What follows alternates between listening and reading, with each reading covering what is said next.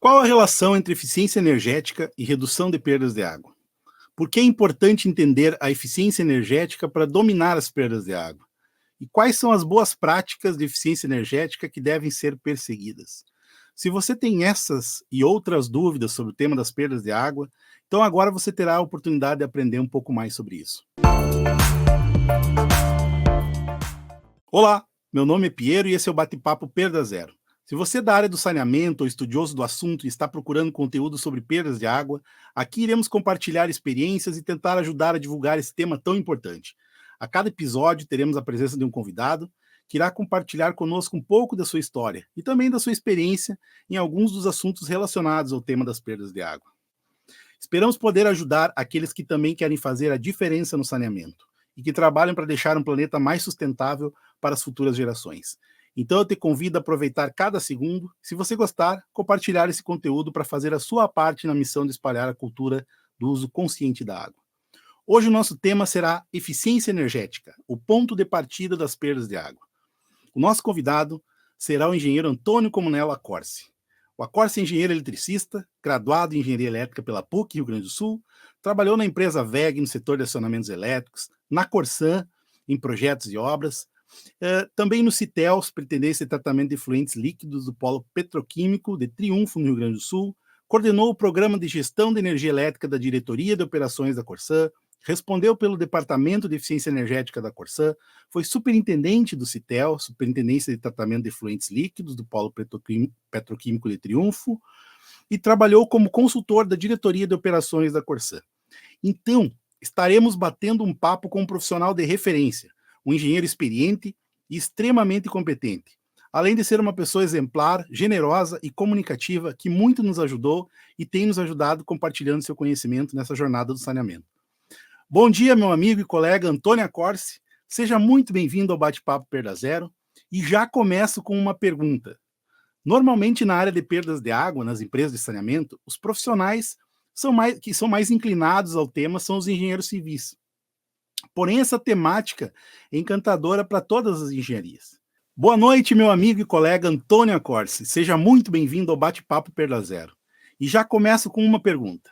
Normalmente, na área de perdas de água, nas empresas de saneamento, os profissionais que normalmente são mais inclinados ao tema são os engenheiros civis. Porém, essa temática é encantadora para todas as engenharias. Eu costumo dizer que o saneamento é um parquinho de diversões para engenheiros.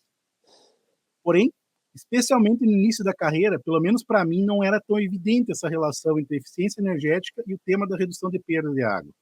O que tu pode nos dizer sobre isso? Conta um pouco como foi teu começo, quais são alguns passos que julga importante para quem está começando no saneamento e como tu enxergas essa sinergia entre eficiência energética e as perdas de água. Seja muito bem-vindo, Accorsi. Está contigo. Tudo bem, Piero? Muito obrigado pelo convite. É uma satisfação muito grande poder estar aqui contigo nesse momento. Procurar contribuir na medida do possível, né? E contar um pouco da nossa história e a evolução do trabalho, né, realizado na Companhia Rio Grandense de Saneamento, uma vez que ali fui convidado em 1999 a integrar a equipe que planejaria, então, o programa de eficiência energética ou programa de gestão de energia, né? Então, como a gente pode resumir, em 99 eu fui convidado a participar da equipe que planejaria, então, todo o trabalho de eficiência energética. Porque foi um momento crucial, tendo em vista o grande aumento da tarifa de energia. Foi aquele momento, em 1998, né, que a Companhia de Energia do Estado teve 2/3, né, da sua área de atuação privatizada. A ANEEL, por sua vez, estava com uma política totalmente voltada a amarrar a tarifa de energia à eficiência das distribuidoras, né? E E como a energia elétrica para a Corsan era e é ainda um dos maiores responsáveis pelo custo operacional, né? É um insumo muito importante. Então, lá em 99, a Corsan estruturou esse trabalho de planejar o seu uso eficiente da energia, né? Eu não sei se eu posso contar um pouco da história, então. Claro, fica à vontade. Tá. Então, nesse momento, né, que a Corsan resolveu implantar um sistema mais concreto de eficiência energética,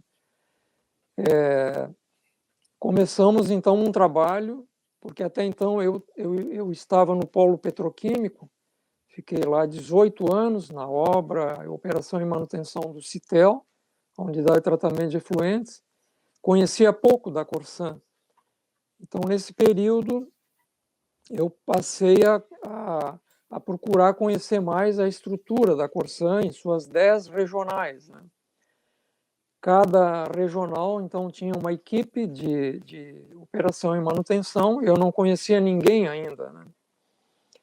Então, começamos a verificar e analisar a característica bastante distinta de cada uma das regionais. Então, o primeiro passo foi buscar os parceiros, né? Em Santa Maria, Passo Fundo, Rio Grande, Santo Ângelo, Osório, procurar então conhecer as potencialidades de cada parceiro, cada colega, né? E tentar então criar uma metodologia de padronização, de contratos de fornecimento de energia com as concessionárias ou distribuidoras, especificação de equipamentos. Então, nesse sentido, começamos a fazer um trabalho em conjunto. Na época, então, tínhamos poucas informações, cadastro quase nada, eventualmente um ou outro possuía um cadastro um pouco mais aprimorado, e em termos de eficiência energética, se desconhecia as características dos equipamentos. Então, procuramos uma referência. Na época, eu me utilizei, então, de todas as técnicas, né, e conceitos promovidos pelo Procel. Foi a minha bíblia, digamos, por assim dizer, né? E a partir das informações técnicas do Procel, eu tracei, ou a nossa equipe traçou um plano exatamente seguindo à risca as sugestões do Procel, em termos de eficiência energética. Aquelas clássicas definições, né? A melhor tarifa de energia, o melhor índice de aproveitamento dos sistemas de bombeamento, naquela época era o quilowatt-hora por metro cúbico, né? Chamado índice específico, índice de consumo de energia, a criação de comissões internas, né, de eficiência energética e assim por diante. E começamos, então, a conscientizar a alta administração da empresa, de que era importante investir, né, recursos nessa área, tendo em vista o crescimento da tarifa e a importância do insumo para a empresa. Então, imediatamente recebemos o respaldo da alta administração. O nosso contato era diretamente com o diretor de operações da companhia e já os primeiros resultados começaram a ser colhidos, né? Correção de fator de potência, contratos de fornecimento de energia, o uso de equipamentos eficientes. Naquela época não se tinha ainda na Corsan um padrão de especificação, por exemplo, de motores elétricos, né? A qualidade das bombas centrífugas também, começou a se fazer um estudo de não só preço, mas preço e técnica, né? Qual apresentava o melhor rendimento. Então, foi um trabalho em conjunto com a área de projetos também, é importante frisar, né? E, evidentemente, o trabalho de campo. Então, aí começaram a surgir os primeiros frutos desse trabalho, né? Isso por volta de 2005 já, né? Nesse divisor de águas, onde a nossa equipe conseguiu demonstrar a importância da eficiência energética, nós, junto com a diretoria da Corsan, diretoria técnica, diretoria administrativa e diretoria de operações, vimos por bem que a Corsan necessitava, Piero, como tu falaste no início, de engenheiros eletricistas.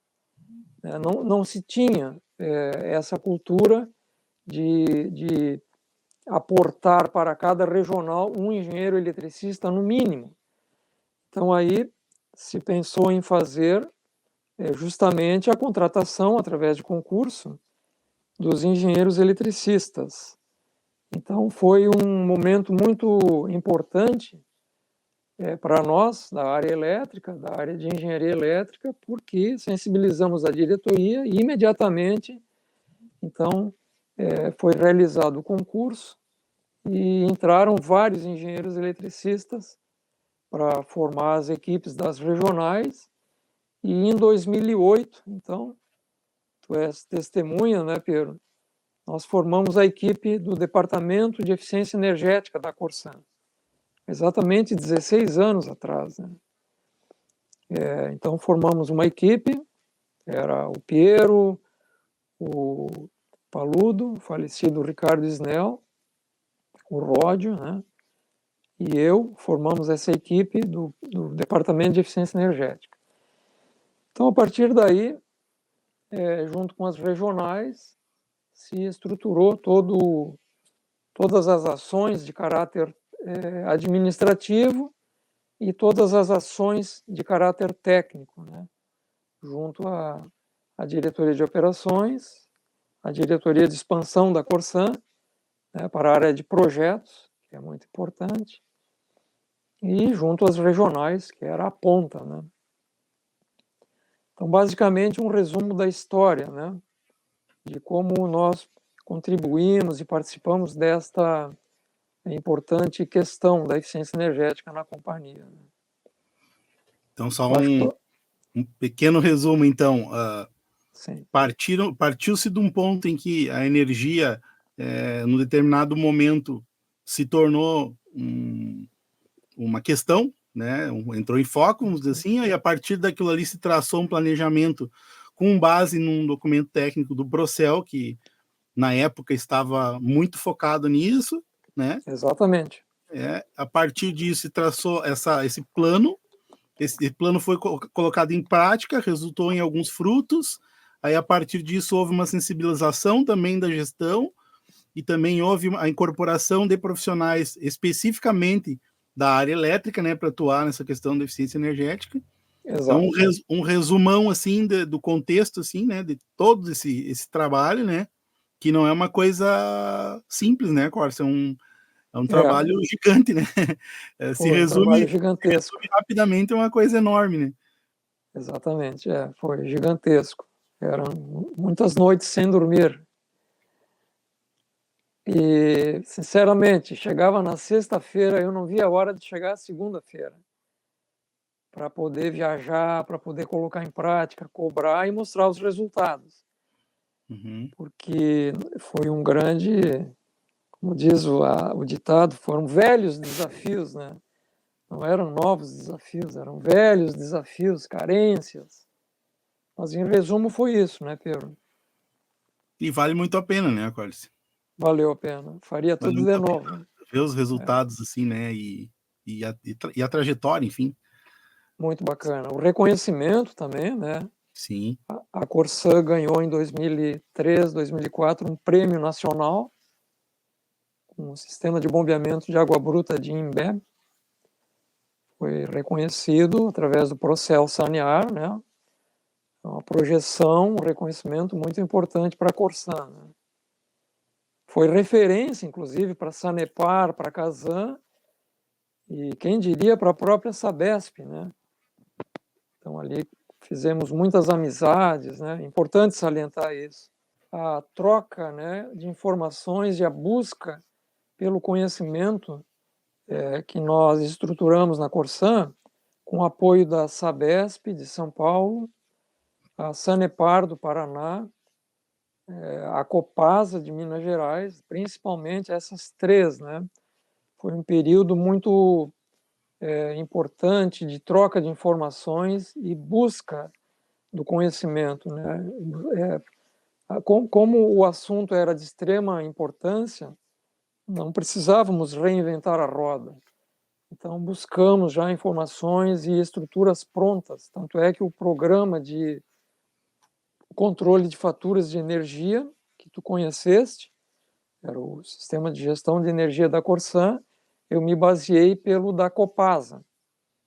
Então, buscamos ali informações da Copasa, a estrutura daquela mídia, né, de rodar as faturas, e na Sanepar, foram as duas empresas que nos ajudaram muito, o Ricardo Negri e o Volney Pfutzenreuter, da Sanepar. Pessoas que eu tenho a maior admiração e respeito, que me ajudaram incansavelmente a estruturar o programa da Corsan. Então, Legal. é importante frisar isso também, né? Legal. É. Bem, dando continuidade ao nosso papo aqui, Acórcia, segue uma outra pergunta que também é importante para a formação de um panorama geral, assim, né? O Sim. consumo de energia no contexto do saneamento ele está relacionado principalmente às bombas, aos recalques, né? E como o consumo desses sistemas é dependente do tempo de operação, da vazão, da pressão e rendimento desses conjuntos, né? São essas as principais variáveis a serem trabalhadas para uma melhoria da eficiência energética, né? De forma técnica, assim, né? Sim. Existem importantes materiais sobre o assunto, mas não se encontra muito conteúdo prático da internet sobre esse tema. Então, agora, por que é importante entender a eficiência energética para dominar o tema das perdas de água também? O que mais tu pode nos ajudar a esclarecer em relação a isso? Sim. Bem, realmente, a busca de informações na academia tem trabalhos fantásticos, né? Eu, inclusive, Piero, gostaria de salientar um trabalho do professor Guilherme Filippo Filho, né? Uma pessoa que tem da Universidade Estadual Paulista, Guaratinguetá. Então, o professor Guilherme, inclusive, foi convidado pela Corsan e pelo Senge, em 2011, a nos dar um curso sobre bombas, né? Fundamentos, rendimento, características, pontos de operação. Foi um trabalho muito bacana, desenvolvido pela Corsan e pelo professor Guilherme Filippo, porque não se tinha, então, como se diz, na massa do sangue, né, do nosso pessoal, a ideia concreta de que uma bomba centrífuga para bombeamento de água bruta ou tratada, para extrair o melhor desempenho dela, tinha que se conhecer a estrutura do sistema, a curva do sistema, mas a característica da bomba inserida nesse sistema, porque grande parte, 30% mais ou menos, de ineficiência, tu consegues... o sistema é prejudicado mais ou menos em 30% por estar operando fora da curva. Então, o nosso pessoal não tinha essa noção de que pressão e vazão ela tem que encontrar um ponto ideal de operação. Então, o professor Guilherme Filippo trouxe todas essas informações, nós escolhemos ou selecionamos vários profissionais das 10 regionais da Corsan e da área de projeto e SUMOP, para se ter, então, a mesma linguagem, né? E, a partir daí, poder especificar equipamentos eficientes, bombas centrífugas eficientes que trabalhassem no seu ponto ideal de operação. Um outro trabalho importante que eu gostaria de salientar, Piero, é um trabalho do colega Celso Aguiuda, da Sabesp, que ele fala exatamente sobre como tratar a questão do índice de consumo de energia, né? Então, esse trabalho do Celso Aguiuda, que eu recomendo sempre, inclusive no curso do Sengen, nós apresentamos, né, como material didático, a Sabesp, através da equipe de eficiência energética, caracterizou, por assim dizer, os sistemas de bombeamento em 3 níveis. Sistemas de baixa eficiência, de média eficiência e de alta eficiência. A característica de cada um deles. O de baixa eficiência, normalmente, eles não tinham informações de variáveis elétricas, potência, consumo de energia, e também muito pouco de variáveis hidráulicas, vazão, pressão. Já o de média eficiência, onde eles poderiam ter informações úteis, ou tinha só de variáveis elétricas, ou só de variáveis hidráulicas. E no de eficiência plena, eles tinham muitas informações. Variáveis elétricas, mecânicas, hidráulicas, né? Então, nesse ambiente, eles conseguiram concentrar os esforços buscando trabalhar as de baixa eficiência, tentar buscar mais informações, coletar mais dados e aprimorar aquelas informações para tornar os sistemas caracterizados como baixa eficiência e verificar o que se podia fazer. Então, mais ou menos, eles estratificaram, né, com base no índice de consumo de energia específico, né, a 100 metros de coluna d'água. No trabalho, o Celso explica exatamente essa questão, e a partir daí eles começaram a trabalhar em cima das necessidades prementes, aonde se poderia ganhar mais eficiência. Aqui, Piero, eu gostaria de abrir um parênteses, por assim dizer, na questão da importância da medição da vazão, né, da água. Muitas vezes a gente instala macromedidores e equipamentos de medição sem ter aqueles cuidados específicos, né, de instalar o instrumento, o elemento primário e os conversores de sinal para medir vazão dentro do que recomenda a boa técnica, as normas e o próprio manual do fabricante. Muitas vezes nem se lê o manual do fabricante, vai por inércia. Não, sempre fizemos assim e vai ser assim. Muitas vezes se encontram defeitos, né, provenientes de uma instalação mal feita. Entre eles, o sistema de aterramento, que é a grande dúvida, né? Sempre que um medidor apresenta problemas, foi problema no aterramento. Não. Então, tem que verificar essas questões. Outra questão, interferência eletromagnética, né? Os cuidados que o fabricante do instrumento demonstra no manual, ele tem o porquê. Por que blindar a tubulação do cabo de sinal, do elemento primário ao conversor? Né? Por que colocar dispositivos protetores de surto no conversor e junto ao elemento primário? Por que, por exemplo, Piero, de tempos em tempos, limpar os sensores do macromedidor? Por causa do acúmulo de lama, acúmulo de sujeira, acúmulo de algas. Então, a leitura, o conhecimento profundo do manual do fabricante e a parceria do fabricante junto ao usuário final é muito importante dentro desse contexto, né? O parque de macromedição ele não é simplesmente adquirir o equipamento e instalar, né? Ele tem uma série de preocupações que se deve ter com o Exatamente. medição. A macromedição numa empresa de saneamento é um grande processo e ela deve ser compreendida dessa forma para que de fato ela funcione, porque só comprar o macro e instalar rapidamente de forma sodada às vezes porque precisa ter informação, ela não é suficiente, porque logo ali na frente esse macro não vai estar funcionando por algum descuido da instalação, enfim, tem uma série de Exatamente. questões que tem que se se ter essa preocupação, né? A manutenção dos macromedidores hoje é uma das grandes dores de cabeça aí das empresas de saneamento, né? E compram-se, instalam-se macromedidores aos montes e sempre os índices de macromedição estão baixos. Por quê? Os equipamentos são instalados e logo ali não funcionam. Exatamente. Funciona. Talvez um dos fatores seja exatamente esse, né, Córcia? A falta de uma leitura cuidadosa e de uma instalação muito bem feita, né? Executada com todo o esmero, atenção e capricho que merece, de acordo com cada equipamento, né? E de acordo com as diretrizes dos fabricantes, né? Exatamente. É isso. Bem, quem inicia na área de perdas, a Corse, sempre quer saber os atalhos, né?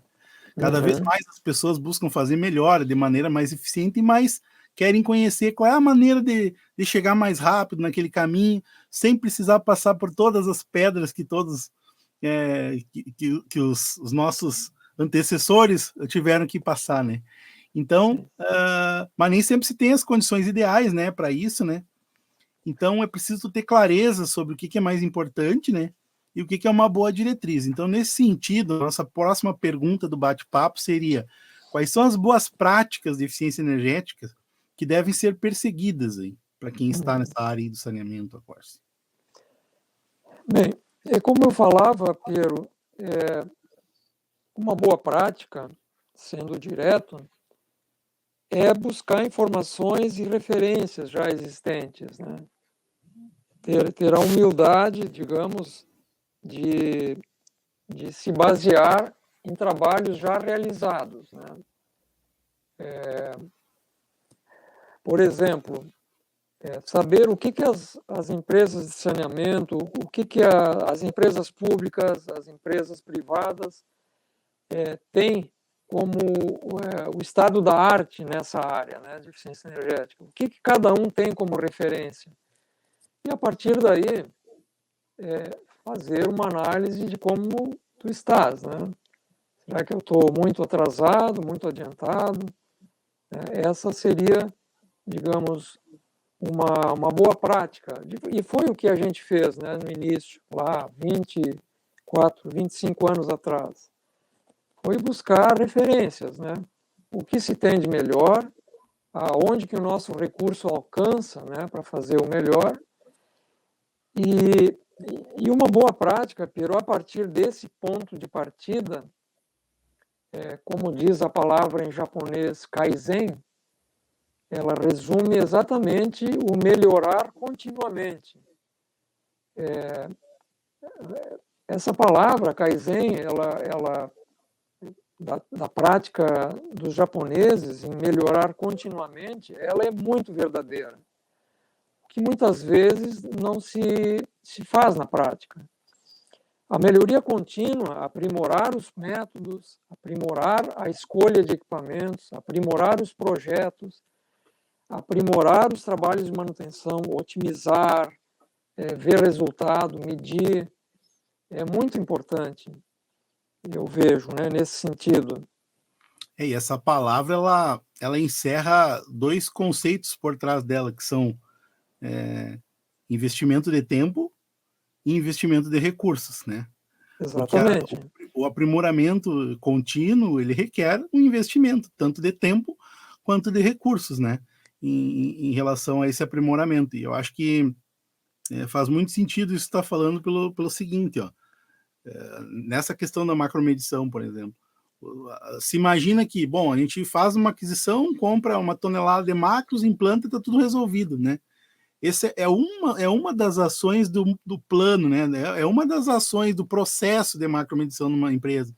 E se tu realmente quer manter um processo Kaizen aí, né, de melhoria contínua, então esse é só uma das ações que tu vai fazer, né?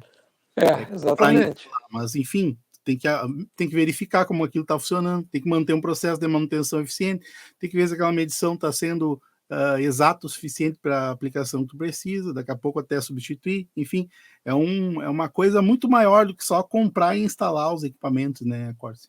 Exatamente. Eu me lembro que isso na década de 80, na fábrica de motores elétricos WEG, nós participávamos muito seguidamente dos programas de treinamento da WEG e também das inspeções através das aquisições de motores elétricos para a Corsan.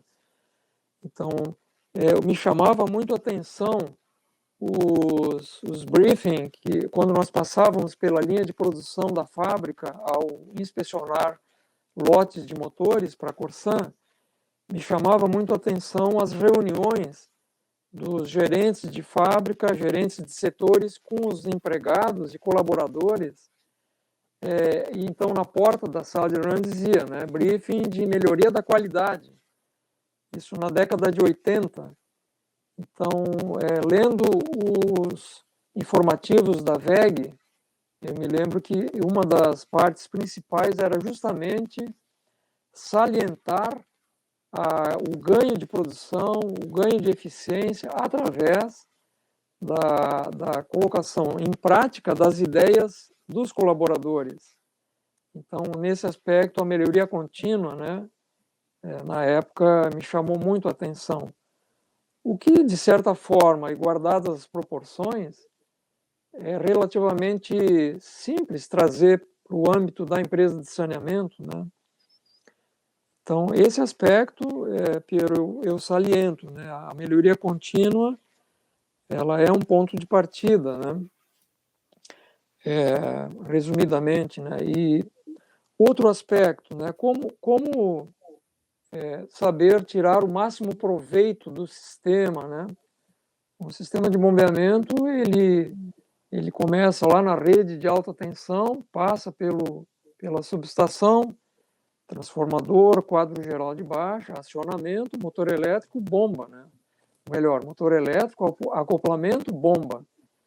A partir da bomba, tubulação, né? Na tubulação, peças que podem causar perda de carga. Então, o sistema ele é muito amplo e, obviamente, cada elo tem um pequeno índice de perda. Então, conhecer cada característica, essa junção, né, de todas as engenharias, mecânica, civil, elétrica, tratamento, química, né? Piero, nesse aspecto das boas práticas, um ponto importante também a salientar é a integração com a equipe de projeto, né? Isso eu aprendi na Corsan.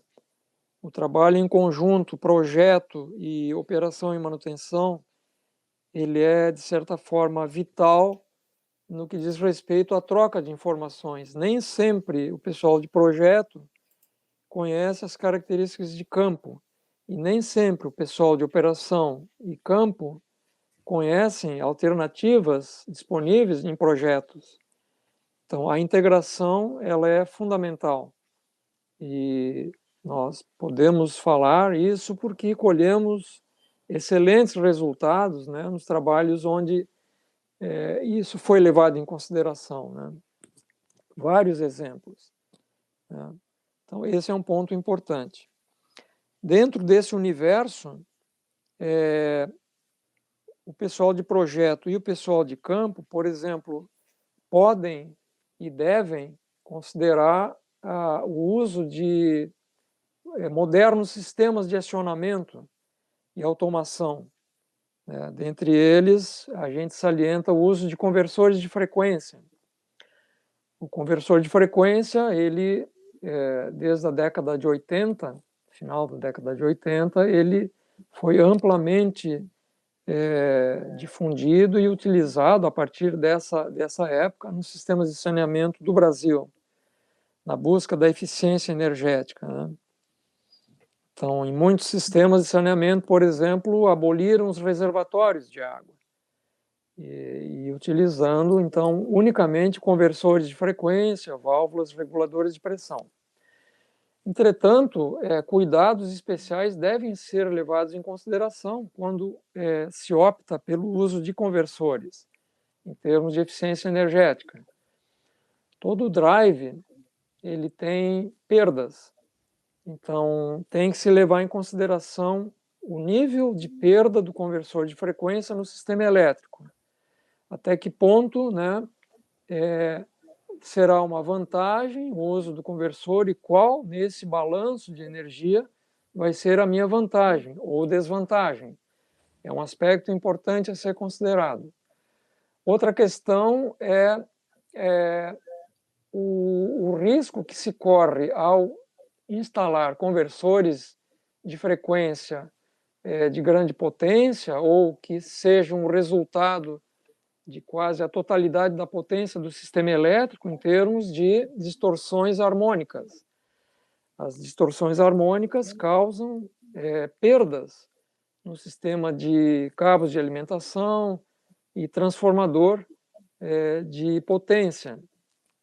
Então, que tipo de conversor usar, que tipo de filtro, né, entre motor elétrico e conversor utilizar, que tipo de filtro entre conversor e transformador utilizar. E hoje, no mercado, eu até cito uma das marcas, a ABB, por exemplo, certamente outros fabricantes têm, são os conversores de baixa distorção harmônica, Low Harmonic Distortion. Então, são equipamentos moderníssimos que certamente trazem uma maior eficiência, né? Ou seja, a diminuição das distorções harmônicas de corrente e tensão. Então, esse é um aspecto bastante importante, né, que eu gostaria de salientar. E, obviamente, dentro uma boa prática no sistema de bombeamento é conhecer o desempenho desses equipamentos de bombeamento, saber qual é o limite, por exemplo, de temperatura de um motor elétrico. Né? Tu tendo essa informação da temperatura, tu tem informações a partir daí vitais, né? Para o desgaste do motor, para o desgaste da isolação do motor elétrico, para a diminuição de perdas. Né? Idem em relação ao acionamento elétrico. Né? Idem em relação, por exemplo, a um conversor de frequência. Sabendo a temperatura do conversor, tu sabe se ele está operando em sobrecarga ou não. Né? Então, conhecer isso é uma boa prática também, né, Pedro? Os transformadores também, né, Corsa? Transformador nem se fala, né? Se tu tem um transformador projetado para uma determinada potência, a partir de uma sobrecarga, quer seja pelo sistema elétrico ou pela distorção harmônica, é vital, né? Exatamente. Então a gente, só para deixar um número assim prático para estar na cabeça de quem nos assiste, o drive conversor de frequência, na média, eles apresentam uma perda de 3%, né? Então a gente vê nas especificações aí a eficiência de 97%, 98%, dependendo do equipamento, enfim, né? Exatamente. Para ter uma noção de referência, 3%, então, já seria uma perda natural de um conversor de frequência aplicado ao sistema elétrico ali, né? Exatamente. Para ter uma noção de grandeza das coisas que a gente está tratando, né? A gente tem talvez 1% no transformador, 3% no drive, dali um pouco, até uns 5% daqui a pouco no motor. No conjunto, né? 1% no acoplamento. Quando tu vai vendo, vai somando esses 1, esses 0,5, esses 3, esses 2, quando tu vê, é aí onde está a possibilidade de se eficientizar o sistema, né? Exatamente. Exatamente. Bem lembrado, Pedro. Exatamente. Bem, estamos chegando ao final do nosso bate-papo aqui, com a participação especialíssima do engenheiro Antônio Corsi. Eu gostaria de agradecer imensamente pela sua participação e generosidade em compartilhar o seu conhecimento e tempo aqui conosco, né? E também aproveitar essa oportunidade para pedir para a Corsi deixar sua frase final aí de motivação para as pessoas que estão nessa jornada das perdas de água e, consequentemente, de eficiência energética no saneamento. Muito obrigado, Corsi. Deixo para ti aí uma mensagem final aí. Pois não, eu que agradeço, Pedro, a oportunidade, né, de contribuir aí com o teu trabalho e passar um pouco da nossa experiência para a moçada aí que está vindo, né? Nós já eu já me considero um ex-combatente da área de saneamento, né? Estou aposentado já há alguns meses, sinto muitas saudades, confesso, do dia a dia, da troca de informações e principalmente das amizades, né? O que eu posso deixar assim de recado, né, para os profissionais aí que estão iniciando e que já estão na lida, né? É uma frase que me acompanha desde 81, quando eu entrei na VEG, é o seguinte, né? O profissional nota 10 é aquele profissional que soma 5 pontos, né, de nobreza de caráter, 3 pontos de bom senso. O bom senso conta muito na nossa área, né? E 2 pontos de conhecimento técnico. Então, essa é uma frase que me acompanha e que eu julgo ser muito verdadeira, né? E o que eu posso dizer mais, Pedro? Sempre é possível melhorar, né? A gente falava, né, do Kaizen, da melhoria contínua. Sempre é possível fazer melhor e fazer mais, né? Basta que a gente tenha essa motivação, né? A motivação sempre é um estímulo externo que nos atinge. Então, se nós soubermos, né, captar os estímulos para nos motivar, já é meio caminho andado, né? E também ter o vírus da eficiência, né? Ser contaminado pelo vírus da eficiência, né? Isso é muito importante. E como que a gente reconhece, como que a gente sabe se foi contaminado ou não? É quando tem ânimo para o trabalho, né? Chegar na sexta-feira, como a gente conversava, e não ver a hora de chegar à segunda-feira. Isso é um bom indicativo, né? Digamos. É evidente que ninguém é de ferro, mas é um bom indicativo, né? Então, melhorar sempre, né? Buscar sempre a melhoria contínua. Isso é um ponto muito importante. Eu que agradeço, Pedro, pela oportunidade de tirar um pouco a poeira, né, dos nossos acúmulo de experiências, de conhecimentos. Te agradeço muitíssimo e desejo boa sorte a ti, a todos os colegas e pessoas que te ajudam. Era isso, Pedro. Tá certo. Muito obrigado aí, um grande abraço e falamos. Tchau, tchau. Tchau, Pedro. Obrigado.